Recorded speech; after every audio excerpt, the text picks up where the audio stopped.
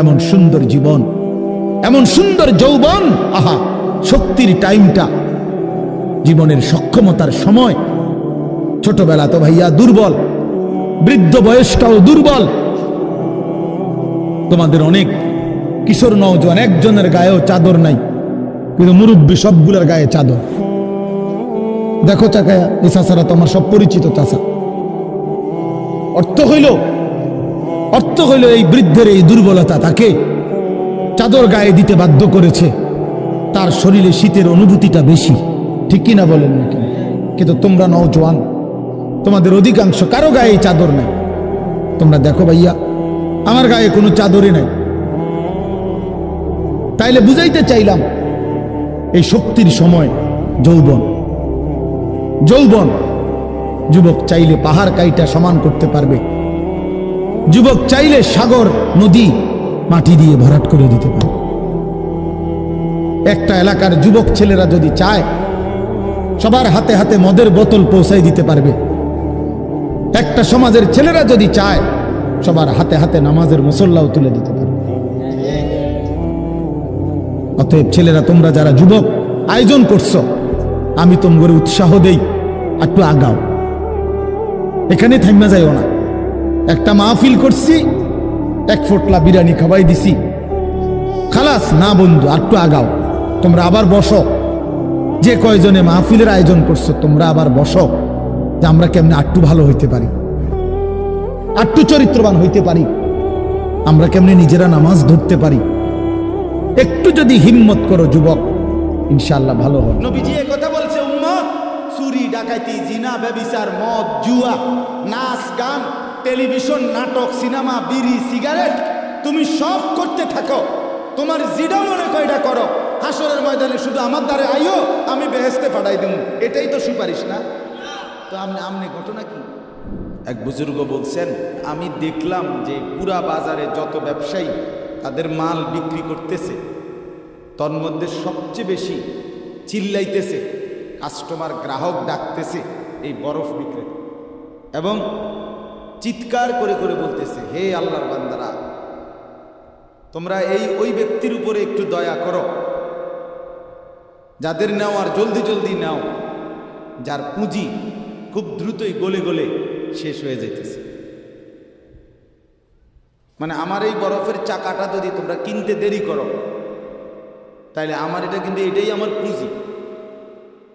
এখন এটা যদি দেরি করো, তাহলে গলে গলে কি হয়ে যাবে, আমার পুঁজি শেষ হয়ে যাবে, আমি আর বেচমু কি? তাই বরফের চাকাটা এমন না যে যতক্ষণ বেচা হবে না ততক্ষণ গলবে না, এমন সে গলতেই আছে, বেচা হোক কিংবা না। তো ওই আল্লাহর ওলি বলেন, আমি এই বরফ বিক্রেতার এই আহাজারি, তার এই চিৎকার চেঁচামেচি, তার এই পেরেশানি থেকে আমার হায়াতের কদর বুঝলাম, জীবনের কদর বুঝলাম, যে আমার হায়াতটাও ঠিক এরকম, এটা গলে গলে শেষ হয়ে যাচ্ছে। প্রতি মিনিট প্রতি সেকেন্ড আমি ঘুমে থাকি কিংবা সজাগ থাকি, আমার হায়াত শেষ হচ্ছে।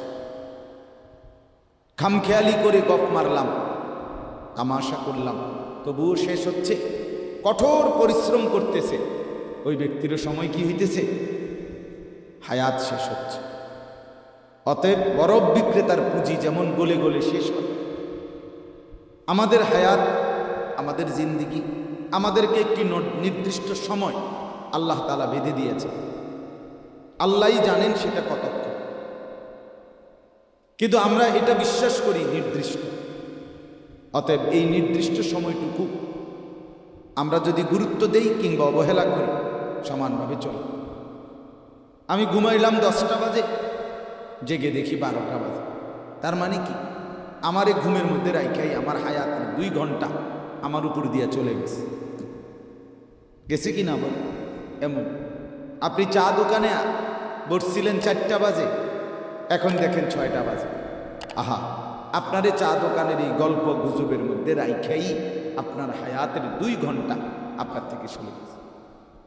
এবং এটাই সত্য যে এটা আর কোনোদিন ফিরবে না। আর কোনোদিন। বিশ্ববিখ্যাত মুফাসসির হযরত মুজাহিদ ইবনে জবর রাহমাতুল্লাহ আলাইহি, যিনি হযরত আব্দুল্লাহ ইবনে আব্বাস রাদিয়াল্লাহু তাআলা আনহুমার ছাত্র ছিলেন, তাবিঈ, যারা সাহাবীকে দেখছেন, তো তিনি বলেন প্রত্যেকটা দিন যখন ভোর হয়, সকাল হয়, তো পৃথিবীবাসীকে ডাক দিয়ে বলে, হে জগৎবাসী, আল্লাহর কসম আমি একটা দিন কিয়ামতের পূর্বে শুধু এই আজকের জন্যই এসেছি, আমি আর কোনো দিন আসবো না ফিরে, তুমি আমারে নষ্ট করো না, বরবাদ করো না, আমারে কদর। আজকের এই 13ই অক্টোবর, আগামী শুক্রবারে আবার ফিরবে না। শুক্রবার একটা আসবে, কিন্তু সেটা 13ই অক্টোবর হবে না, সেটা হয়ে যাবে 20 অক্টোবর।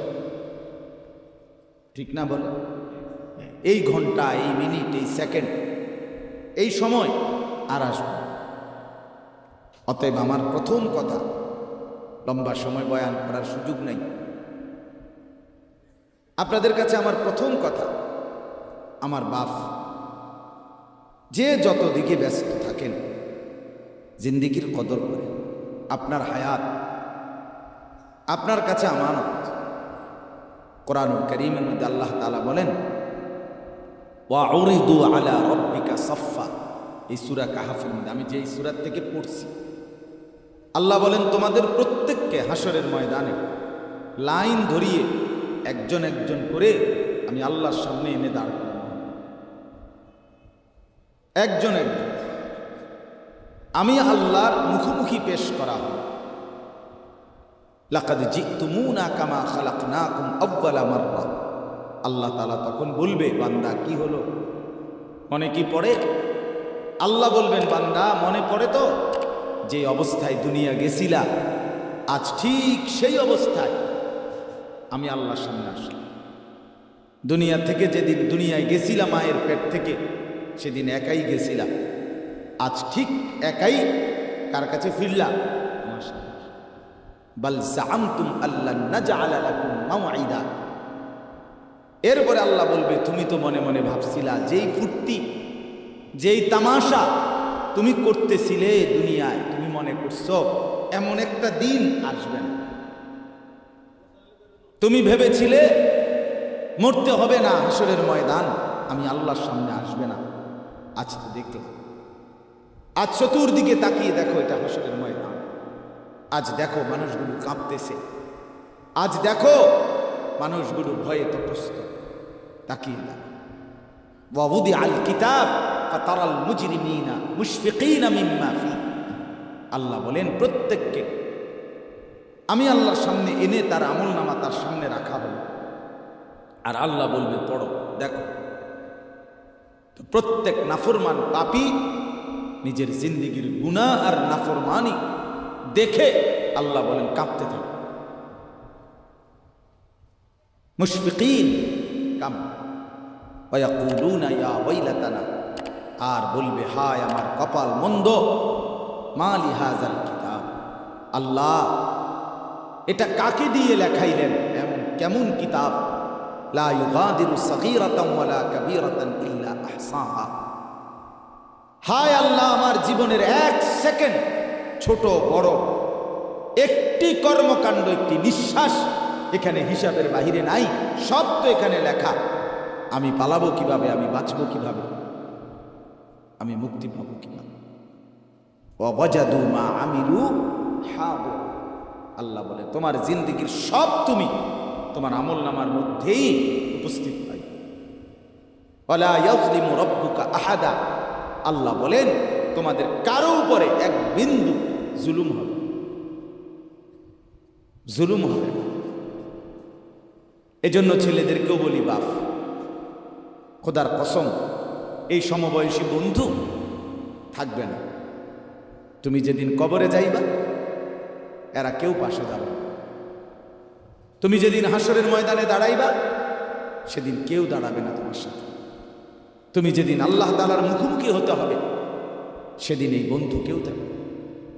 ফাইদা নুফিখা ফিস-সূর ফালা আনসাবা বাইনাহুম ইয়াওমাইদিন ওয়ালা ইয়াতাসাআলুন, আল্লাহ বলেন ইসরাফিল যখন দ্বিতীয়বারে সিংগায় ফু দিবে, আমি আল্লাহ হাসরের মাঠ কায়েম করব, তখন এই হাসরের ময়দানে দাঁড়িয়ে কেউ কাউকে আত্মীয়তার, বংশের, সম্পর্কের কোনো পরিচয় দিবে না। কোনো মা বলবে না এটা আমার সন্তান, কোনো সন্তান বলবে না এটা আমার মা, কোনো ভাই বলবে না এ আমার বোন, বোন ডাকবে না এ আমার ভাই। ওয়ালা ইয়াতাসাআলুন, কেউ কাউকে জিজ্ঞেসও করবে না কেমন আছে, কে কারে জিজ্ঞাসা।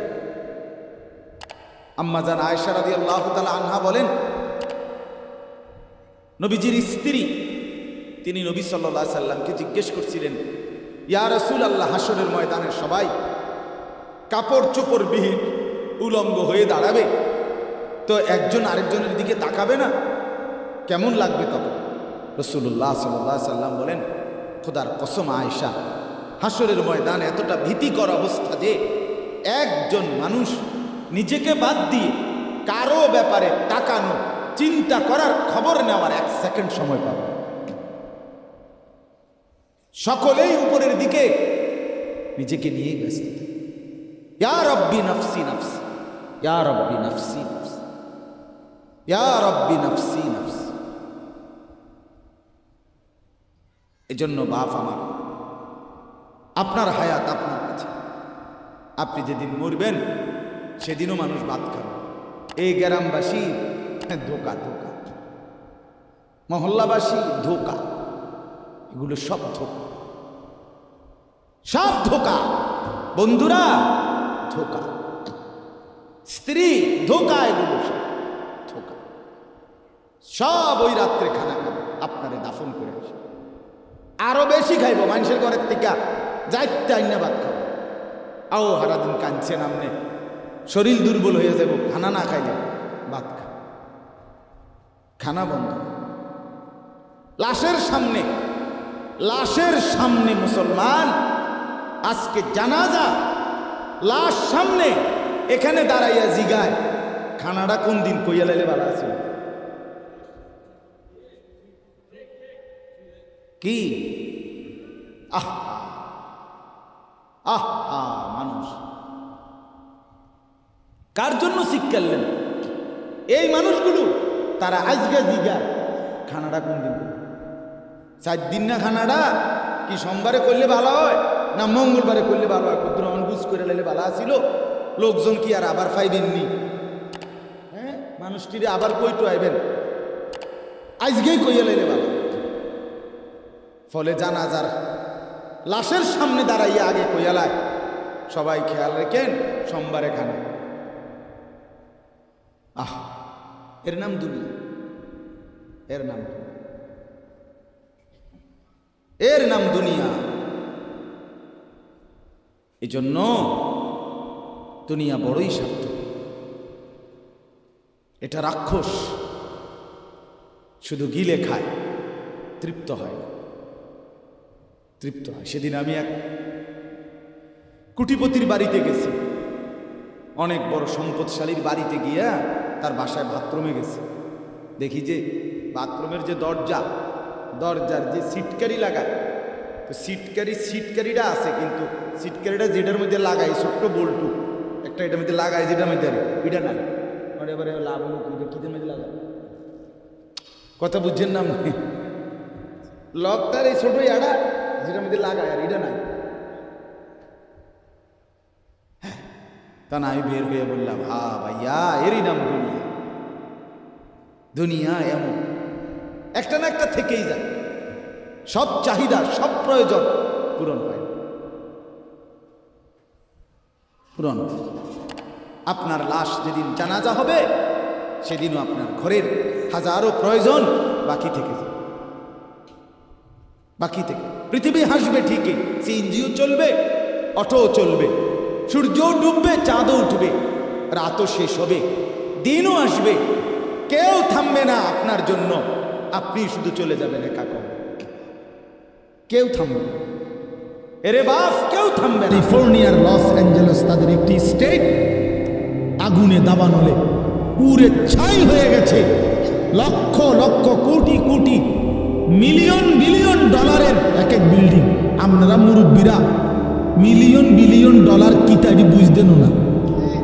কয়টা আপনি 1 মিলিয়ন বিলিয়ন ডলার কত টাকা? কমপক্ষে 300 টাকার বেশি। মানে আপনি এটি বুঝতেন না, এটান বুঝতেন না। কথা বুঝছেন কেন? হ্যাঁ, আমরা কিতাবে পড়ছি এক বুজুর্গকে, হ্যাঁ, একটা জিনিস দামি ওনার কাছে ছিল, তো ওনার কাছে বলছি এটা আপনি বিক্রি করে দেন।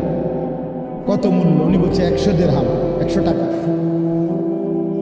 তখন উনি যখন বিক্রি করে দিছে, ওনারে 100 দিরহাম দিছে, তো অন্য কেউ ওনারে পরে বলছে, হায় হায় জনাব, আপনি তো বহুত বড় ঠকছেন, মাত্র 100 টাকা দাম চাইলেন, এটার দাম তো আরো অনেক। তো উনি বলছেন, আল্লাহর কসম, 100 টাকার উপরে, 100 দিরহামের উপরে কোনো সংখ্যা আছে? আমার তো এটা জানা নেই, আমার তো এর উপরে কিছু জানা নাই। হ্যাঁ, আমার মেজো বোনের বিয়ে যখন হয়েছিল, মেজো বোন, আমি তখন প্রাইমারি শেষ করে মাদ্রাসায় ভর্তি হয়েছি, এই সময় আমার বোনের বিয়ে হয়েছে। তো বোন জামাই যখন ওই আগে ছোটবেলায় বিয়ের দিন বোন জামাই যখন আসছে, তখন শরবত খাওয়াইছি যে গেইটে নাকি, তখন কিছু টাকা দিতে হয় না, যে শরবত খাওয়ায় তারে। তো আমার 100টা টাকা দিছে প্রথম। তো এগুলো নাকি ওনার কাছে আরো টাকা ছিল, তো এগুলো ওই আরো একটু সাফাসাফি করলে আরো দেয়, আরো কিছু দেয়, না মানলে আরো দেয়, এমনি এমনি নিয়ম ছিল। আমার 100 টাকা দিছে, আর এটা দেখে আমি একটা দৌড়ে আইয়া লাগছে। আমার পুরো মনে আছে, একেবারে কসম, আমার পুরো এখনো মনে হইল আর এই কথাটা। আমার একেবারে আমার ভাই, চাচাতো ভাইটাই বা অন্যরা এত দমকাইছে, বেউকুফ, 100 টাকা লইয়া দৌড় দিয়ে আইয়া লাগছে। আমি বলছি, আমি তো আসলে এর চাইতে বেশি টাকা জীবনে আর দেখি। তো বলতে চাইলাম, হাজার হাজার কোটি কোটি মিলিয়ন ডলারের এই বাড়ি ভবন, এগুলো পৃথিবীর সর্বাধুনিক প্রযুক্তি দিয়ে, অত্যাধুনিক প্রযুক্তি থাকা সত্ত্বেও, আধুনিক সরঞ্জামাদি থাকার পরেও বাফ আল্লাহর দেওয়া আযাবে আগুনে যখন জ্বলছে, এই কয়দিন হইল কোনো বেঈমানে 1 সেকেন্ডের জন্য আগুন নিভাইতে পারেনি। 14,000 ফায়ার সার্ভিস কর্মী একসাথে আপনার পানি দিছে, আরো বাড়ে, আগুন আরো বাড়ছে। তার মানে বোঝা গেল, বাবা, পৃথিবীর কারো শক্তি মূলত কোনো শক্তি না, আল্লাহ শক্তির সামনে, আল্লাহর ফয়সালার সামনে। আল্লাহ যদি ভালো রাখে তাইলেই ভালো থাকা। হ্যাঁ, আপনার টাকা তো আছে 1000 কোটি টাকা, কিন্তু আপনার ফেড অসুখ, আপনি টেহা দিয়ে কিনবেন। আপনার টাকা তো আছে লক্ষ কোটি টাকা, কিন্তু আপনার তো ডায়াবেটিস, আপনি কিনবেন টাকা দিয়ে কি করবেন? আপনি 7000 ধন হইলেও কি লাভ হবে আপনার? এই জন্য আমি অনুরোধ করছি, আমরা মুমিন, আল্লাহ আমাদেরকে বলছে এটাই কথা, সকলেই আল্লাহর কথা শুনবে এটা জরুরি না, এবং সবার সৌভাগ্য হবে এটাও জরুরি। আসমানের ফয়সালা, আল্লাহ তাআলার ফয়সালা। আল্লাহর কথা বলতে পারা এটাও সৌভাগ্য, শুনতে পারা এটাও সৌভাগ্য, ইন্তেজাম করতে পারা এটাও সৌভাগ্য। যালিকা ফাদলুল্লাহি ইউতিহি মান ইয়াশা। আল্লাহ তাআলা বলছেন, এটা আল্লাহ তাআলার ফজল, অনুগ্রহ, দয়া, তিনি যাকে ইচ্ছে করেন দিয়ে থাকেন, তিনি যাকে ইচ্ছে। হযরতে বেলাল রাদিয়াল্লাহু তাআলা, ওনার বাড়ি মক্কা মদিনা, অনেক দূর, কিন্তু উনি মুসলমান হয়েছেন, সাহাবী হয়েছেন। হযরতে হুযাইফা, নবীজির সাহাবী, ওনার বাড়ি মক্কা মদিনা, ইয়ামান, উনি মুসলমান হয়েছেন, সাহাবী হয়েছেন। হযরতে সালমান, ওনার বাড়ি মক্কা মদিনা না, ওনার বাড়ি ইরান, পারস্য। তো উনি সেখান থেকে আল্লাহ আনাইছেন, উনি কালেমাওয়ালা হয়েছেন। হযরত আবু হুরায়রা রাদিয়াল্লাহু তাআলা, বিখ্যাত সাহাবী, সবাই নাম জানে। আবু হুরায়রার নাম সবাই জানেন না? উনিও কিন্তু মক্কা মদিনার মানুষ। উনি দাউস গোত্র, এটা অনেক দূরে, কিন্তু সেখান থেকে আল্লাহ ওনাকে আনাইয়া মুসলমান হয়েছেন, সাহাবী হয়েছেন। কিন্তু আবু জেহেল বাড়ির কাছে, আল্লাহর ঘর কাবার সবচেয়ে কাছে, সর্বপ্রথম বাড়ি যার কাবা ঘরের পরে আবু জাহেলের ঘর। জানেন এটা? আবু জাহেলের ঘরের আগে কারো ঘর নেই, কারো ঘর ছিল, নবীজির ঘরও আরো পিছনে ছিল, সবার ঘর পিছনে। কাবা ঘরের সবচেয়ে নিকটতম প্রতিবেশী ছিল আবু জাহেল। তো কি হয়েছে এত? কিন্তু বদনসিব, আবুল আহাব কাছে ছিল, বঞ্চিত। এই জন্য এটা আসমানের ফয়সালা। এত কাছে থেকে বঞ্চিত হলো কেন? এত দূরের থেকে আসলো, বুঝছেন না হিসাবটা? তাহলে মূলত ফয়সালাটা কার? ইউতিহি মান ইয়াশা। আল্লাহ বলছেন আমার অনুগ্রহ, আমার দয়া, আমি যাকে ইচ্ছে করে দিয়ে থাকি, আমি যাকে ইচ্ছে করে দিয়ে থাকি। এই জন্য বললাম আর কি, সবাই শুনতে পারবে, শুনবে, এটা জরুরি না। আল্লাহ যাকে পছন্দ করে, ইচ্ছে করে, তাকে আল্লাহ তাআলা দ্বীনের বুঝ দান করেন। হাদিসের মধ্যে আছে, মাইয়ুরিদিল্লাহু বিহি খায়রান ইউফাক্কিহু ফিদ্দীন। আল্লাহ যার ভালো চান, কল্যাণ করতে চান, তাকেই আল্লাহ তাআলা দ্বীনের বুঝ দান করেন, দ্বীনের বুঝ দান। নবীজি বলেন, ইজা আরাদাল্লাহু বিআবদিন খায়রান ইস্তা'মালা। আল্লাহ যখন তার কোনো বান্দার ব্যাপারে ভালোর ফয়সালা করে, আল্লাহ তাআলা তাকে কাজে লাগান। সাহাবীরা জিজ্ঞেস করছে, কিভাবে কাজে লাগে? কাইফা ইস্তা'মিলুহু, হে আল্লাহ রাসূল, আল্লাহ তাকে কাজে লাগান কিভাবে? তো নবীজি বলেন, ইউওয়াফিকুহু লিআমালিন ক্বাবলাল মাউত। আল্লাহ যাকে ভালো চান, তাকে মৃত্যুর আগে আগে নেক আমল করার তৌফিক দান করেন। এটাই তার কাজে লাগাইছে, যে ঠিক আছে, তোমারই দিয়ে আমি আমার সিজদা দেওয়া, তোমারই দিয়ে আমি আমার ঘরের খেদমত, তোমারই দিয়ে আমি আমার কোরআনের খেদমত। আল্লাহ তাকে আমলের তৌফিক দিয়ে থাকেন। তাইলে এই জন্য বলব, এটা সবসময় মনে রাখবে, আল্লাহর দেওয়া তৌফিক ছাড়া বান্দা নামাজ পড়তে পারে না। বাত আল্লাহ সবাইকে খাওয়ায়, সেজদা আল্লাহ সবাইকে দিয়ে দেওয়ায়।